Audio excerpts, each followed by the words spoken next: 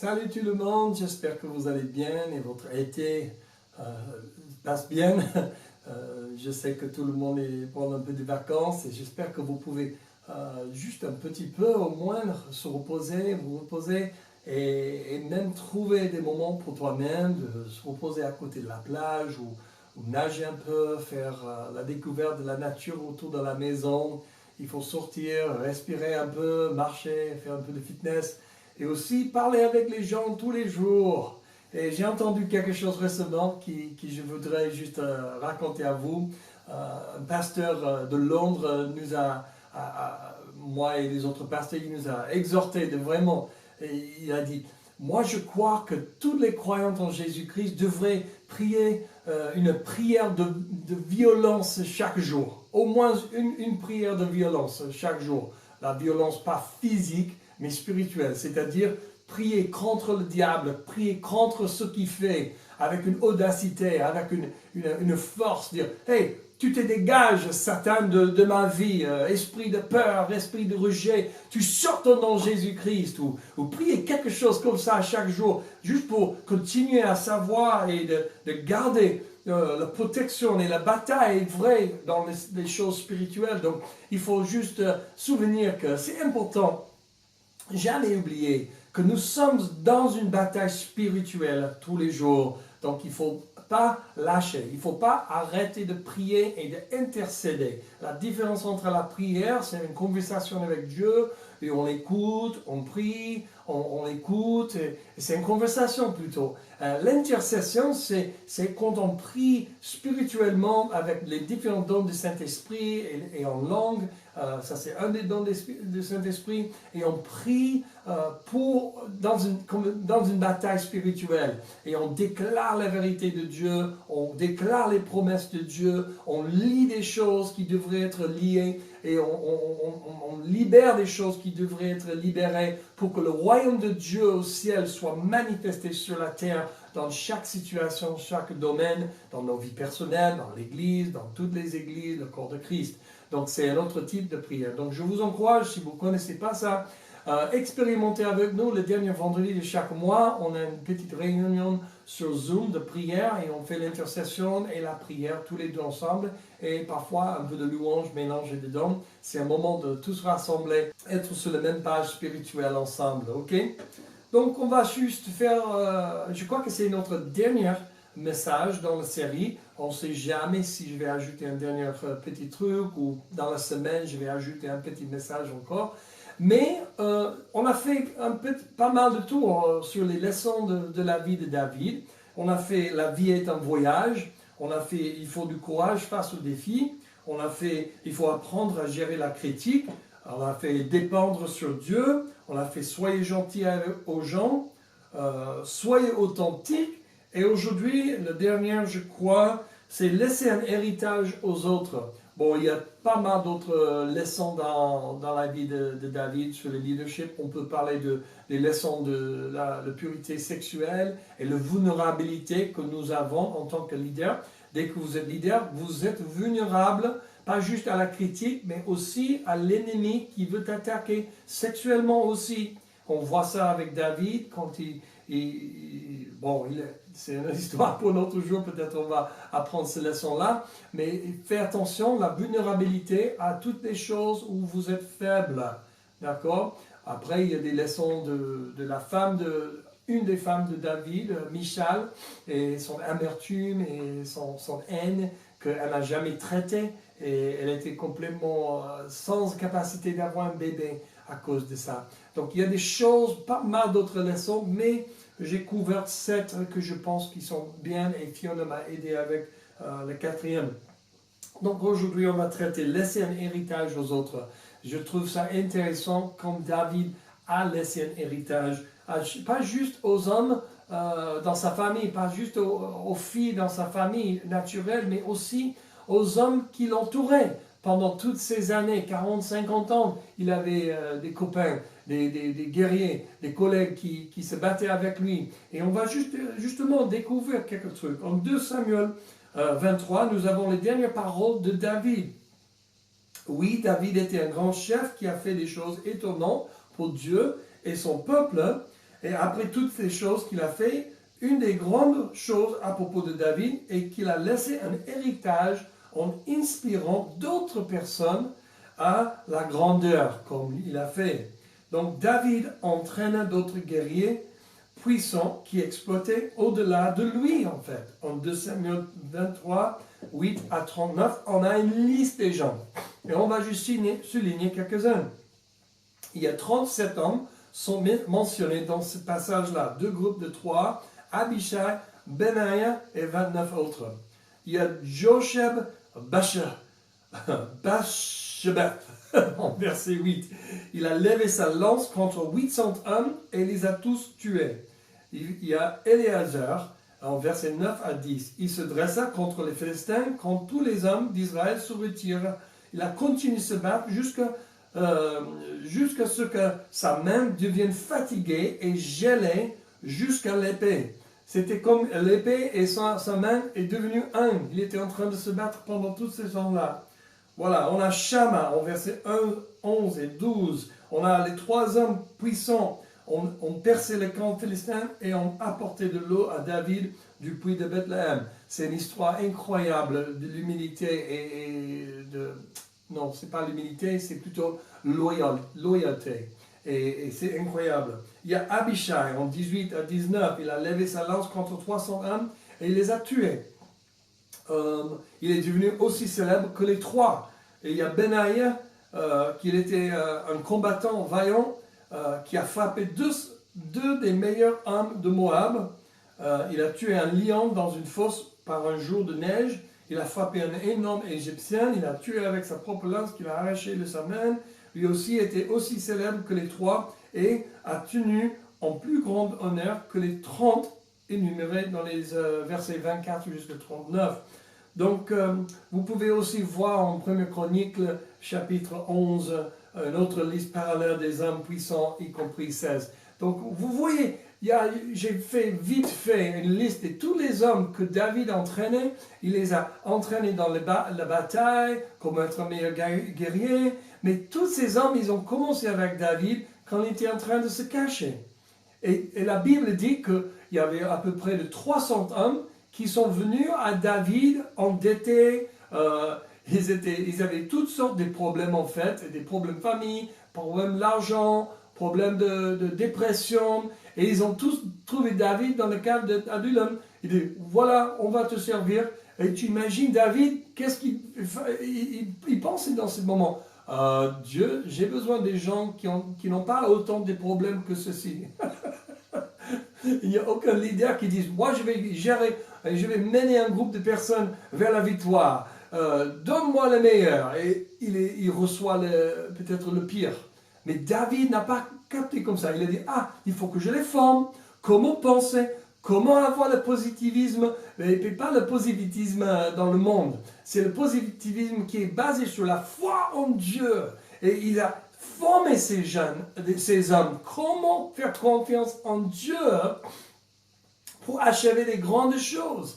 Et en fait, ces hommes-là sont devenus 600 hommes. Et éventuellement, tout le peuple d'Israël ont suivi David. Mais ces hommes, ils étaient avec David jusqu'au bout, jusqu'à la fin de leur vie, jusqu'à la fin de la vie de David. Et ces hommes étaient tellement fidèles, tellement loyaux, tellement forts dans leur bataille que vous voyez les résultats. Mais c'était le résultat de la formation et l'entraînement de David. Il ne mentionne rien sur leur taille, de la force physique, seulement leur intense ténacité et le grand courage. C'est intéressant ça. Donc l'une des plus grandes joies du leadership est de voir les autres se lever et faire de grandes choses pour Dieu. On voit que David a fait des grandes choses, mais ces hommes, ils ont fait meilleures et plus grandes que lui. On voit que dans la vie de Jésus-Christ, il a dit que vous, en parlant aux disciples de Jésus, vous allez faire des choses plus grandes que moi. Moi, je pense que Jésus est en train de parler, pas juste plus grandes en nombre, mais aussi des choses plus grandes, merveilleuses, des autres merveilles, des autres choses qui sont incroyables. Donc, moi, je trouve David comme une image de Jésus-Christ avant que Jésus-Christ est arrivé. Et bien sûr, quand on parle de toute cette violence, c'était Ancien Testament. Ce sont des choses pour utiliser comme des principes aujourd'hui. On ne supporte pas la violence physique, on supporte que la violence spirituelle dans nos prières, on va dire. Pas contre les personnes. Notre bataille n'est pas contre aucune personne sur la terre. Notre bataille spirituelle, c'est dans les cieux, dans l'atmosphère du ciel, contre les esprits mauvais, contre les principautés qui sont en train d'influencer les gens contre Dieu. Donc, toujours, notre bataille aujourd'hui, ce n'est pas contre les gens, c'est contre le diable lui-même, en fait. Donc, mais en revenant à cette pensée, en fait, que la plus grande joie de tout leader, c'est de voir les suivants, les disciples en train de dépasser, en train de faire grandes choses et plus grandes choses qu'eux-mêmes. Ça me rappelle de beaucoup de mes disciples quand j'étais ministère à l'université de Houston en 1995 jusqu'à 2003. J'étais le ministère principal, le leader, et c'était que les dernières 2 années que j'ai commencé à voir mes leaders commencer à prendre leur position dans les différents campus à Houston et au Texas. Et j'ai vu des choses, le fruit de mon ministère de 8 ans, de 9 ans, commence à vraiment multiplier. Mais c'était avec une grande joie de voir que mes disciples sont en train de faire plus grandes choses que moi. Ils ont géré plus des gens à Jésus que moi. Ils ont fait plus de disciples que moi. Et aujourd'hui, bon, ça fait un moment, ils sont partout dans le monde.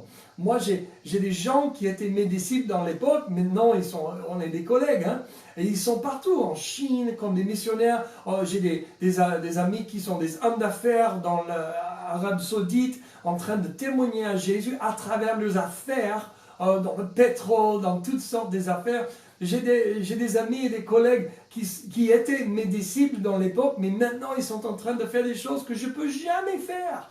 Et c'est ça la joie d'être un leader, de voir les autres commencer à dépasser et faire plus grandes choses que toi. Et aucune autre joie est si grande que ça. Et c'est pour ça que je crois que Jésus a même dit ça. Vous allez faire plus grandes choses que moi. Et ça va donner un sourire au visage de Dieu quand on fait des choses plus grandes que nos maîtres ou les gens qui nous ont fait le discipulat avec nous.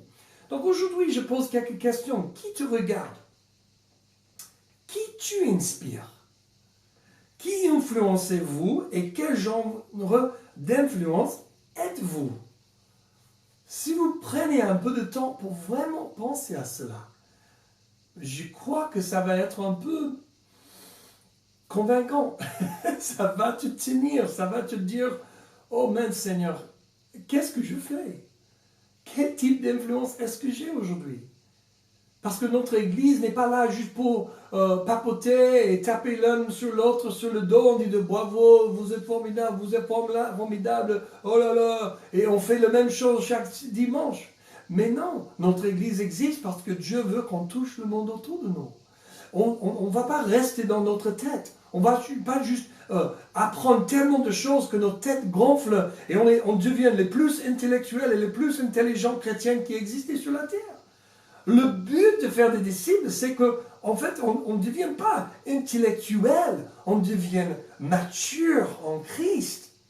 Et la maturité et la croissance en Christ n'arrivent pas quand on apprend beaucoup de choses. Mais c'est quand on transmet des choses qu'on a apprises ici, qui sont tombées dans le cœur en tant que conviction et la foi, et que ça produit le fruit. Si on ne produit pas de fruit, on se trompe. Jésus a dit en Jean 15, celui qui demeure en moi va porter beaucoup de fruits. Donc la question est, est-ce qu'on demeure vraiment en Jésus-Christ ou dans une idée de demeurer en Jésus-Christ? C'est un peu comme la louange. Est-ce qu'on loue la louange ou est-ce qu'on loue Jésus? Donc il y a des moments dans nos vies où on doit examiner nous-mêmes et dire, qu'est-ce que je produis? Qu'est-ce que je fais? Qui est-ce que j'inspire? Et en quelle manière est-ce que je leur inspire? C'est bien d'inspirer les gens dans les choses créatives, ou la guitare, ou un écrivain, ou un professeur, ou peu importe quel métier. Hein? C'est bien d'inspirer les gens dans votre métier. C'est une ouverture pour l'évangile, mais plus grand que ces choses naturelles qui sont, franchement, ils vont terminer quand le monde est fini. plus grand que ça, c'est les choses éternelles. Donc, quelle manière est-ce que j'inspire les gens dans les choses éternelles, les choses qui vont durer pour l'éternité? Et David a traduit tout ce qui était, le mal et le bien, aux enfants naturels et spirituels. Et on va le faire aussi. David ne pouvait pas bâtir le temple de Dieu car il était un homme de guerre et de la violence. Alors il a tout préparé pour Salomon, son fils. Il a tout acheté et tout mis dans le stockage pour que son fils puisse continuer le développement spirituel de la nation. Alors quand Salomon est devenu le roi après la mort de son père, il pouvait continuer l'œuvre et pas refaire la même chose que David a fait. David, en tant qu'un bon leader, il a constaté ses barrières ou ses frontières ou ses limites, on va dire. Et il a fait le maximum pour préparer la prochaine étape pour son fils. Et quand on regarde nos vies, est-ce qu'on est juste en train de préparer le chemin pour nous-mêmes, jusqu'au bout? Ou est-ce qu'on est en train de penser à nos enfants et nos petits-enfants?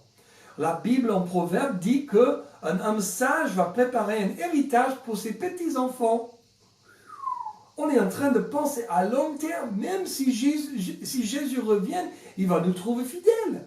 Parce qu'on a fait la même chose. On a pensé à long terme. On a préparé des choses pour le Seigneur et pour nos enfants et nos petits-enfants. Mais si Jésus il traîne et il attend un peu plus longtemps, on se trouve en train de faire les grandes choses pour le Seigneur, pour nous, pour nos enfants et pour nos petits-enfants, naturellement et spirituellement. Qu'est-ce que vous faites en ce moment? Le rêve de ma vie, c'est que mes enfants naturels et spirituels puissent vivre leur vie pour Christ en continuant la vision que Christ et moi et ce qu'on a pu avancer. On ne veut pas que les enfants devraient recommencer de point zéro. Oh là là, Seigneur, sauve-nous. Alors maintenant, on va parler de comment laisser un héritage aux enfants et aux petits-enfants. C'est une liste de 8 différentes choses. Après, vous pouvez regarder c'est quoi le meilleur. Numéro 1, décider c'est quoi la plus importante chose dans la vie ici et pour l'éternité. Numéro 2, devenir maître des choses les plus importantes. Devenir maître. Ils disent, ça prend 10 ans pour être maître d'un certain sujet ou d'un certain métier. C'est-à-dire, il faut travailler dedans, étudier et travailler dedans pendant 10 ans avant que tu sois maître. Il y a des gens qui font un diplôme pendant 3 ans, 6 ans, 4 ans, peu importe combien de temps, mais ce n'est pas l'éducation ou la connaissance dans la tête qui te donne en fait l'expertise. Tu deviens expert après 10 ans de travail dedans. Pas l'éducation. L'éducation, c'est une base. Mais on sait tous, on peut tous apprendre tellement de choses, mais si on ne met pas en pratique, ça sert à quoi? Il y a certains qui deviennent professeurs d'un certain sujet, sans jamais mettre en pratique ce qu'ils ont appris. Ils sont juste dans la théorie toute leur vie. Mais ce sont des professeurs, on apprend très peu. Mais les professeurs qui ont en fait pris le diplôme, ils ont mis en pratique pendant 10 ou 15 ou 20 ans. Et après, ils sont devenus professeurs. C'est eux qui sont des vrais experts. Et on aime bien apprendre d'eux. Parce qu'ils ont des vrais exemples de la vraie vie. Amen. Donc, devenir maître ou expert des choses les plus importantes. Troisièmement, prendre le temps pour démontrer ses valeurs. Prends le temps pour démontrer ses valeurs. Tu prends ces valeurs, tu apprends ces valeurs et tu mets en pratique ces valeurs et tu montres aux autres combien ces valeurs sont importantes et comment ça fonctionne correctement dans ta vie. Numéro 4, quand les gens demandent, parce qu'ils vont demander quand ils voient que ça fonctionne, donnez l'opportunité d'apprendre de toi dans une manière pédagogique. 5e, investir l'argent, le temps et les talents pour les autres. Il ne faut jamais juste penser à toi-même. Il faut penser à la prochaine génération et la génération après eux. Et il faut investir. Ça va prendre un sacrifice. Mais si vous avez bien décidé, comme le numéro 1, la plus importante chose, ça sera une joie de sacrifier l'argent, le temps et les talents pour les autres. Parce que tu es convaincu que c'est éternel. Numéro 6, donnez-leur la vision pour l'avenir. Tout le monde a besoin d'une vision des choses. On ne peut rien faire sauf qu'on a une bonne vision des choses, une clarté de l'avenir. Parce que dès qu'on voit la vision, on dit « ouais, on y va ». La vision répond à le pourquoi. Et le pourquoi est tellement important dans nos vies. Si je ne sais pas pourquoi, alors la vision, je ne vais pas avoir la motivation pour faire le quoi. Septième, donner les opportunités pour être responsable avec un retour pour améliorer. C'est-à-dire, mon premier pasteur, pasteur Dr. Leo Lawson, il m'a dit, Matt, tu es né de nouveau il y a quelques semaines. Moi, je veux t'accompagner parce que tu es comme un bébé. Tu viens d'être né de nouveau, né de l'esprit. Je vais t'aider, je vais te nourrir, je vais te donner le lait spirituel jusqu'au moment que tu commences à grimper des choses. Tu commences à marcher éventuellement. Et dès que tu lances de 4 pattes à 2 pieds, on va enseigner les autres choses. Et dès que tu commences à marcher et maîtriser la marche, on va t'apprendre comment courir. Et après que tu commences à courir, moi je vais te donner des responsabilités, déléguer des choses à toi et je vais t'observer. Parce que tu m'as déjà observé en train de faire des choses et tu as constaté certaines choses. Maintenant, tu vas faire des choses et moi je vais constater et donner des retours. Comme ça, tu peux t'améliorer. Et éventuellement, tu vas courir et tu vas faire la même chose avec les autres personnes. Tu vas les amener, après tu vas donner un retour et après tu vas les envoyer aussi. Et comme ça fonctionne le royaume de Dieu. Et souvent, si on est convaincu et on sacrifie beaucoup, le temps passe vite. Le stage, le moment entre né de nouveau et leader était moins qu'un an pour moi. Mais j'étais bien investi et mon pasteur était bien investi en moi aussi. On s'est retrouvés 2 fois par semaine au moins chaque semaine.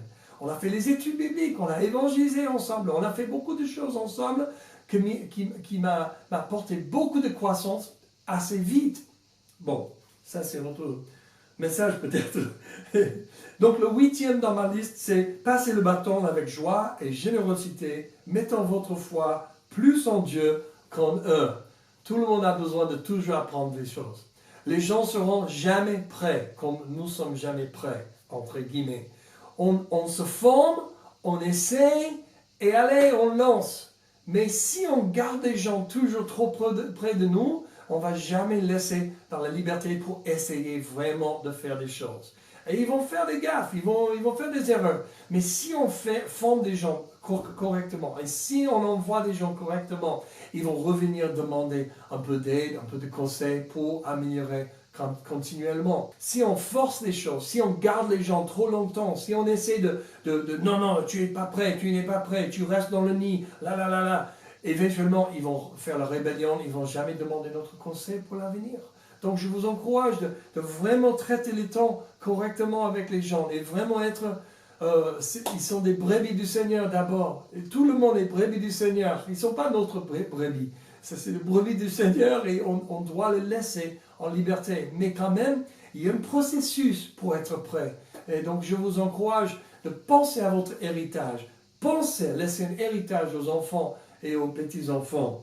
Donc, pour aujourd'hui, on va discuter des questions comme qui te regarde, qui tu inspires, qui influencez-vous et quel genre d'influence êtes-vous?